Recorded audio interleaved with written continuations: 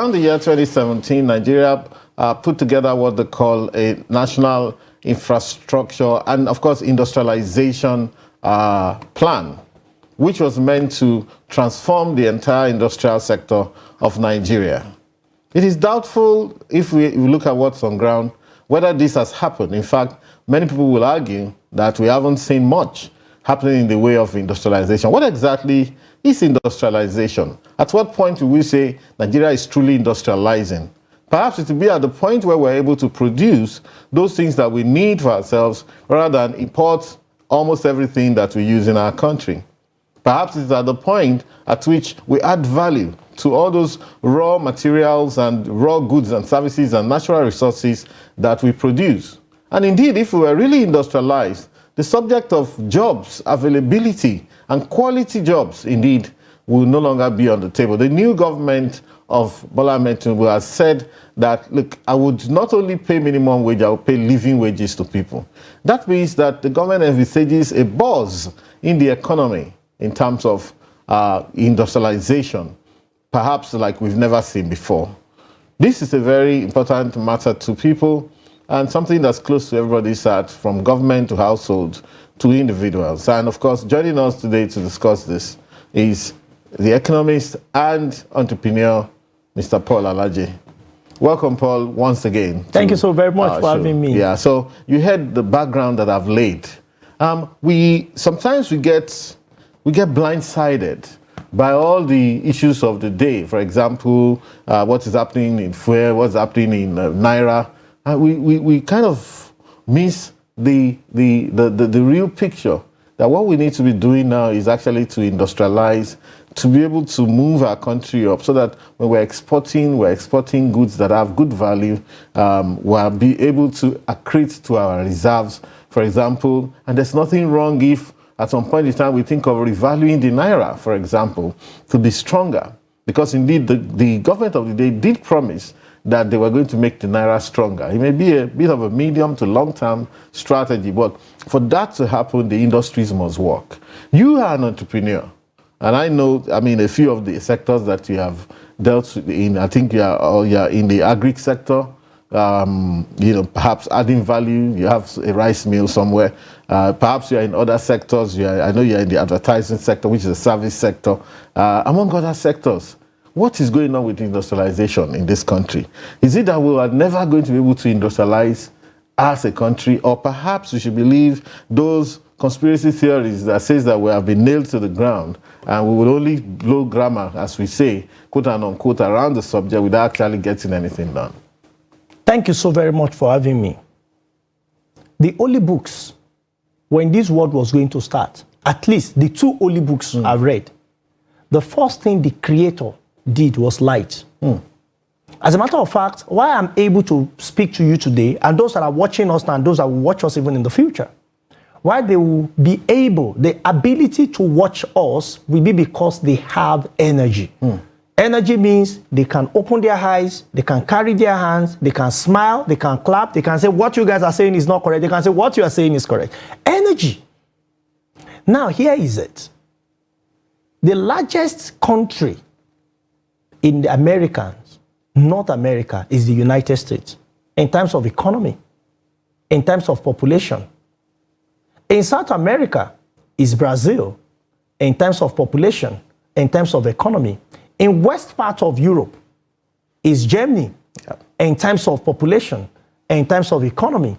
In east part of Europe is Russia in terms of economy, in terms of population. In Asia, arguably China or India, running between the two. Now, when you look at also the economy, it's China. Now, look at it. Come to Africa. Nigeria is the largest in terms of economy and in terms of population. But why are we not like others? Industrialization is the focus in America. You don't hear about American farm, even though there are a lot of farms that government is giving subsidy, including cotton. Indeed. Government is even encouraging people to go to farm, especially cotton farmers. But what you hear is American technology. Go to western part of Europe. You hear about German machine. But Germany also have large farms. But it's German machine we hear. Asia, what you hear about is the industrial revolution of China. Does that mean that as vast as China is, there is no farm? That is not the emphasis. But come to Africa. If you go to Brazil, the same thing. But come to Africa. The world has made African and our leaders to know, and this is not just about Nigeria, that because our color is dark, we are supposed to be producing for the rest of the world. And they have two economic lies to back it up. First, which sounds good, but it's not completely true. They said you need to look for where you have competitive cost advantage. Exactly. That we have competitive cost advantage in agriculture, and that we should be farming, they should be processing, they should be selling back to us. So do we also have competitive cost advantage in consumption? Oh, yeah. They've not been able to answer that question. Okay. So why do you want to produce and send back to us? Where is the money? Are the money on the farms, or are they in the industry? The money are in the industry. Why can't we flip? In the 1700s, America used to be field of farmers. What they are talking of Africa today is what America was about. Yeah. Is what Europe was about. Is what Asia was about. Why has Africa be permanently beneath? Because we understand, for us to grow above, we must understand there are underlying pillars of growth. One of the pillars of growth is electricity. You may use all manner of economic lies. If you don't have energy, it's not the only one. There are several. Of them. You're going to mention the 7, but this electricity, in one of our other engagements on this show with you, there was a point you mentioned things like solar energy and coal. And I have always been of the opinion that in order to solve our energy problem, we need to press in every source of power or energy that we can find. I mean, we don't have any windmill in this country. We don't have mini hydro.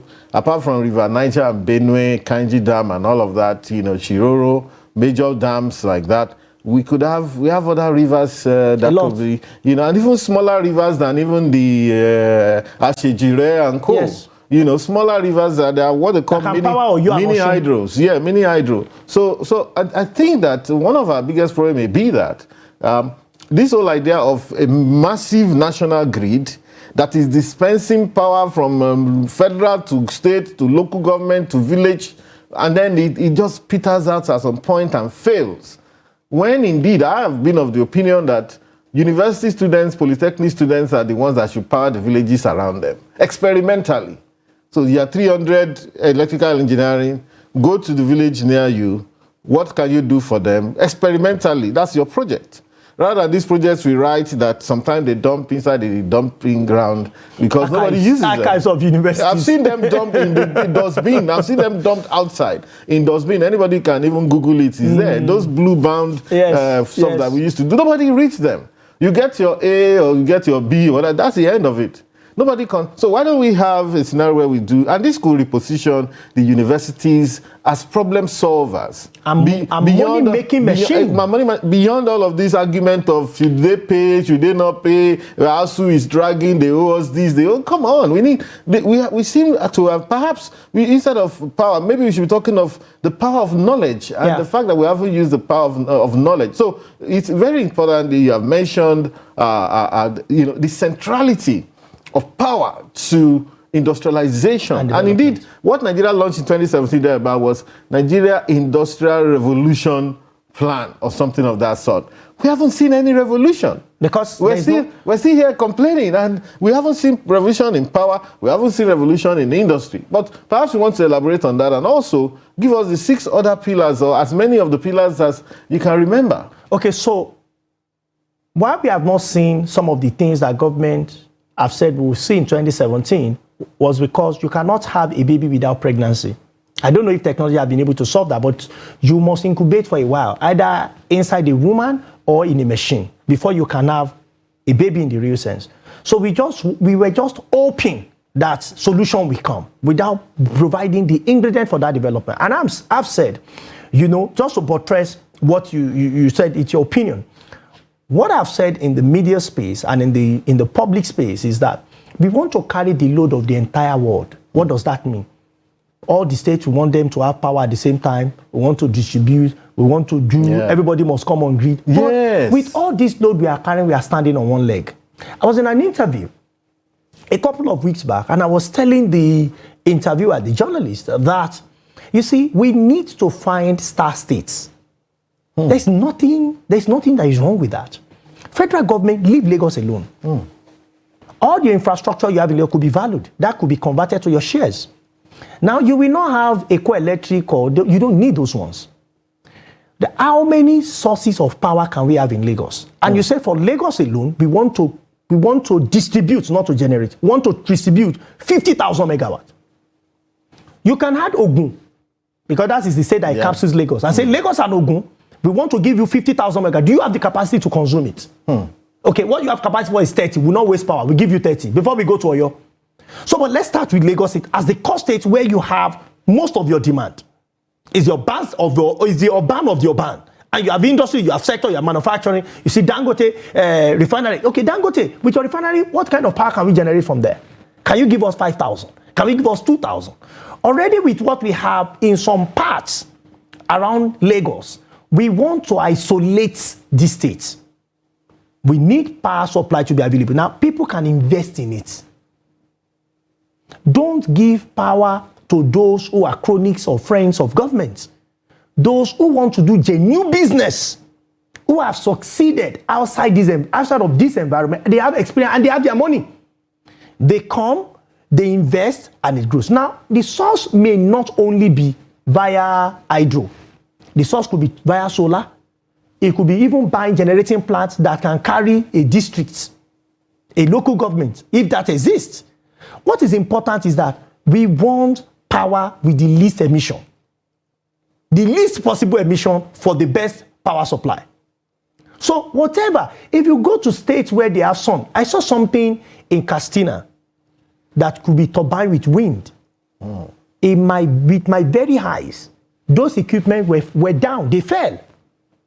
In Castina, if you want to go get into Castina from Kano, I saw them. I even did a short video of them. And I wonder what is wrong with us. This is what you see. I mean, sorry, the equipments were dumped by the roadside. No, they fell. Some of them were standing somewhere on the ground. Dysfunctional. You also have the north with abundant sunlight. Yeah. What technology can support that to give us light? So this problem of no power supply is what some environment have seen solved. Even Africa have solved it. Honestly. So it is not against our skin. It's been solved. So you don't need to have power supply. Egypt, Morocco, at least the ones that have been. Rwanda, Kenya, you know, see, some of these guys if you have 36 states, can we start with 6 states? And say, okay, hold on. We have 6 geopolitical zones. For this geopolitical zone, we'll start only with 2 geopolitical zones. However, if you think you have the money, bring your counterpart fund. Federal government will drop this, you bring this. Investor bring the rest. 30, you know. Private investor within Nigeria bring 10%. Because it's still a social commodity. So you need government and private sector. So government investment, state and federal, could be 60%. Foreign investor 30, other Nigerians 10%. Come, this is what we want to bring a master plan for one state. Don't be for Nigeria yet. It will confuse everybody. If you so like Lagos and you can pay for the power supply, they'll go and live there. If you so like Kano, and you know there are industrial zone in Kano, go and live there. There will be power supply. Now, all the countries that we have been to, it is not every corner of that country that have that kind of light. That's the thing. They put the light in where tourists are coming into. We want to fight terrorists, but there is no power. And most of the terror attack has been at night.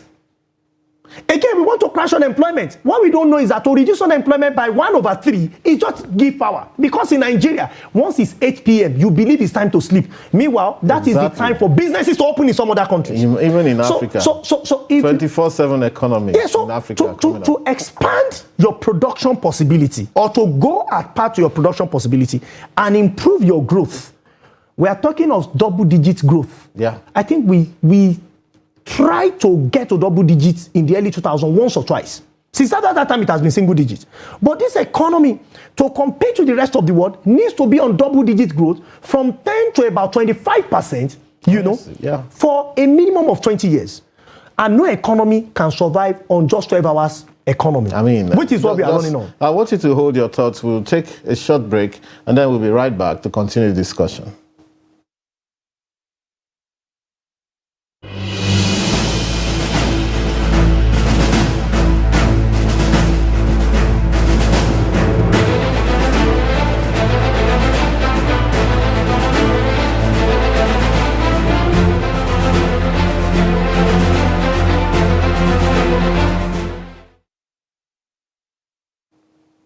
Welcome back, viewers, and I'm still with Mr. Paul Alaje, economist and entrepreneur, discussing the vexed subject of Nigeria Industrial Revolution plan, which perhaps never took off, and we're looking at ways forward and the importance of industrialization to the Nigerian economy. Welcome back, Paul. Thank you so very much. And before we went on break, we were discussing about the 24/7 economy. I remember when I first went to Kenya in 2013, I saw that they were making an attempt in that area. There were quite a few companies. We're not talking about nightclubs alone, you know, and of course, quite a few companies that were open all through the night. And of course, when you're talking about 24/7 economy, well, you know, in Europe, for example, we're talking about companies that run shifts that never close because they're producing a mass. In fact, a lot of the machines for industries, a lot of the machines are calibrated to never stop working. You know, you have to keep running them. Yes. When you're going to shut down for maintenance, that's a different time entirely, but keep producing. And so, but here, like you said, unfortunately, we had some problems with terrorism, which seems to be receding now. I mean, thank God for that. But, you know, at some point, every business closed at 6 o'clock and everybody left. And, you know, so that means that you have shut in half of your economy, as it were. It also put a cap to what people can earn as exactly. income. So whether as income, as jobs, as profitability and for growth companies, for the nation, as tax for the nation, as growth for the nation, has been shut in. Which way forward? The way forward is, if we know that the steps we are taking is wrong, we need to take the right step. We need to humble ourselves as a nation and as a people to take the right path. Now, you mentioned something about nightclub. All of these countries, including the United Arab Emirates, a lot of clubs are there at night. I don't do club. I will not only go to club. But that economy drives that country. It's part of, they are making a lot of contribution to that country. I'm not talking of a social environment. I'm talking of an highly regulated environment. So people make their choice, they work, but government has rules that they must not cross. But the important thing is that energy is there, and if you want to know a country that is developing, you need to measure by the power consumption of that country. So when people say that they are developing country, I ask, are we really developing? Because it's our power consumption increasing. It's a major parameter for development, and that is why it is measured as one of the building blocks of development. Check any country that is not consuming power up to 30, and that's the least. 30,000 megawatts, that's the least. You can't say such country is growing. You can say it's growing, but you can't say it's developing. Maybe the problem we have is that, okay, fine, government has this. The other time I heard that we were able to get to 5,800 megawatts generated. But did it maybe get to not generated? However, of course, are you sure that maybe if we had all the generators and we have on ground, also generating power privately, though, add the solar panels that people are putting in their houses now, the inverter, and perhaps we may actually be up to that 30,000. Okay, so there is the issue with that. Close. How clean is the environment? Because you are saying this to attract investment, and you are not trying to attract portfolio investment, which we have always attracted. Yeah. You want to attract the investor, and they know that they will need energy. So they want to be guaranteed. Yeah. Are you saying that I pass my neighbor?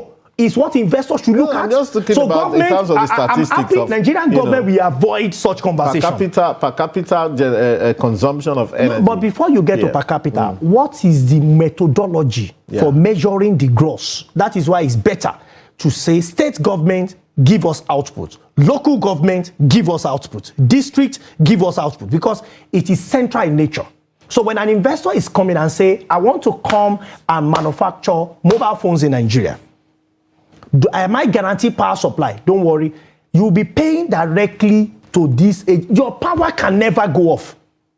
You see, countries that are developing, they have to be strong in cement. We have it. That is why the person that is there, because he's not well structured, is the richest man.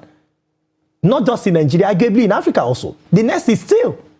Steel needs a lot of power. But how many people are those some of the other pillars? Those are the other pillars. You mentioned power, cement for steel, building, because you have to build. You have to build a nation. People talk about bricks and mortar. See, we have not even, when you flying to London, flying to Dubai, flying to LA, or flying to New York, and flying to Nigeria, the difference is clear. Yeah. So when you fly, what are you seeing? You are seeing buildings and so on. Yeah, what kind of building? The measure of building, the height of building tells you about the mind of the people in the country. Don't even go there. See, again, when you see roads, yes. When you see roads that are brown in nature, it also tells you the quality of leaders. Yeah, you mentioned one thing now, but we still want to talk about cement, and I wanted to challenge you on steel, Ajaokuta, but you raised an issue that really concerns me. I did some articles in the past where I challenged why is it that the tallest building in Nigeria remains net building, the one in Marina, and it was completed in 1979.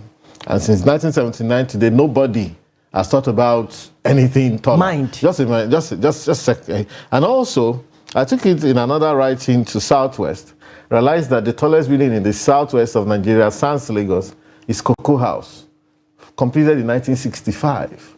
So I'm wondering, what have we done with all the education and all the razzmatazz of Nigerians being the proudest in Africa, the most intelligent, and so. But anyhow, we have power, cement, steel. Steel, we're not doing well. What should we do with Ajaokuta? And then give us this remaining four. Quality education. Education. And when I say education, it is exportable education. Yeah.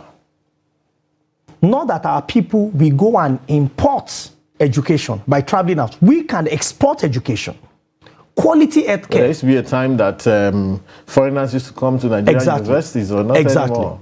Then road infrastructure that is able to pay for itself. Perhaps we should start from Africa to say, because the other time I was thinking that as much as Nigerians are running away, young Nigerians running from Nigeria, perhaps if government really gets it right and we get that buzz, okay, perhaps we should try and start poaching people from Cameroon. I know quite a few Cameroon, they like to come here, you know, the English-speaking part at least, you know, from Ghana, from Sierra Leone, from Gambia. Let Nigeria be the destination where they want to go. I had some friends in Liberia. In 2012, I went and visited them.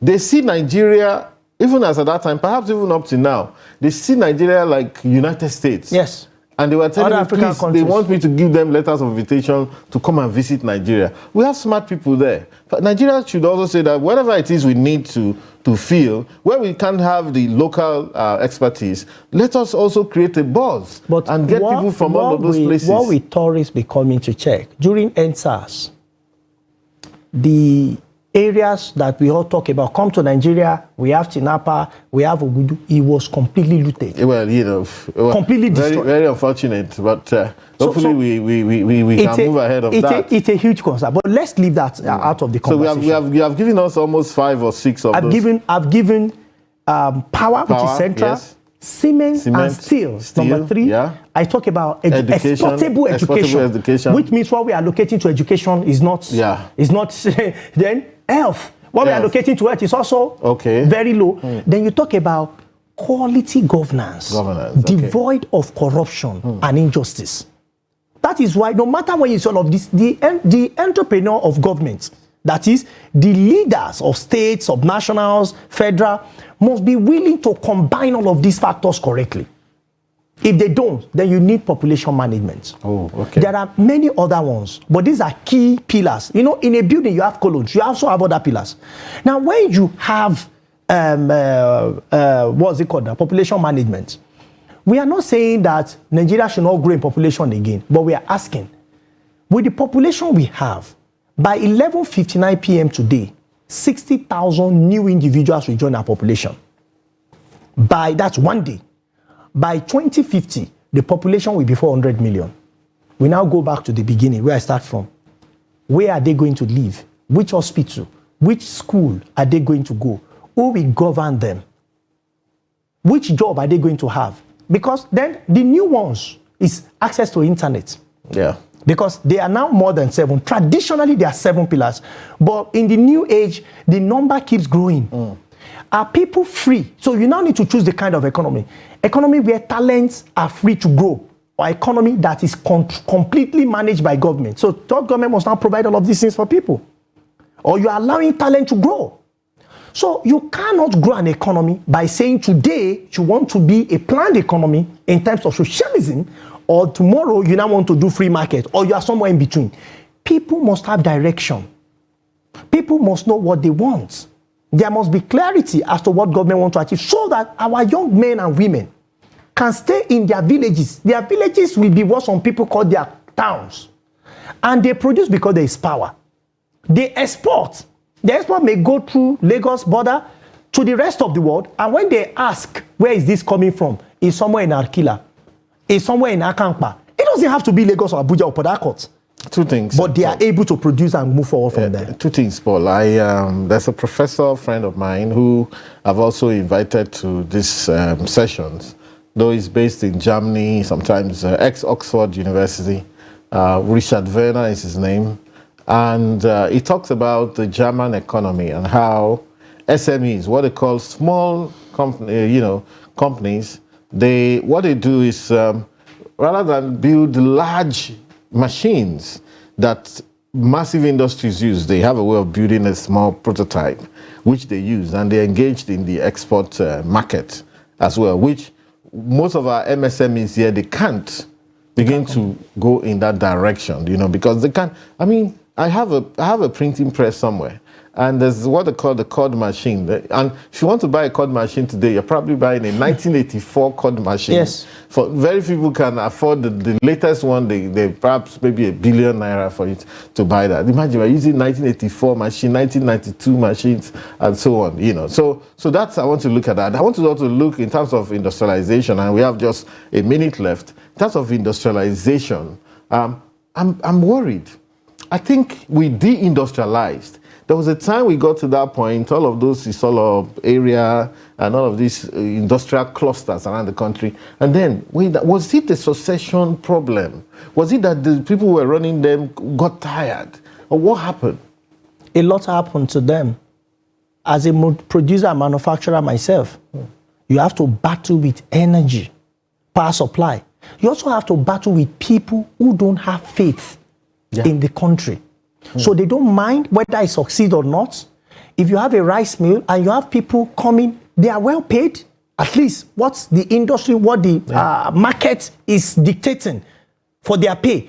But people just feel that they can steal extra because of orientation around the country. That when you work somewhere, don't worry, you have to take something for the boys. So we need a deliberate. I saw a Ghanaian preacher that spoke about one of the companies in Africa that said they will never employ an African. And not just about Nigeria. The same happened in Ghana, in Gambia. It happened in different parts, especially sub-Saharan Africa. Why? Because Africa believes that it's an entitlement thing for them to steal when you're at work. So how do you run such company? When government, authorities, federal, local, state, they bring not less than 60 taxes.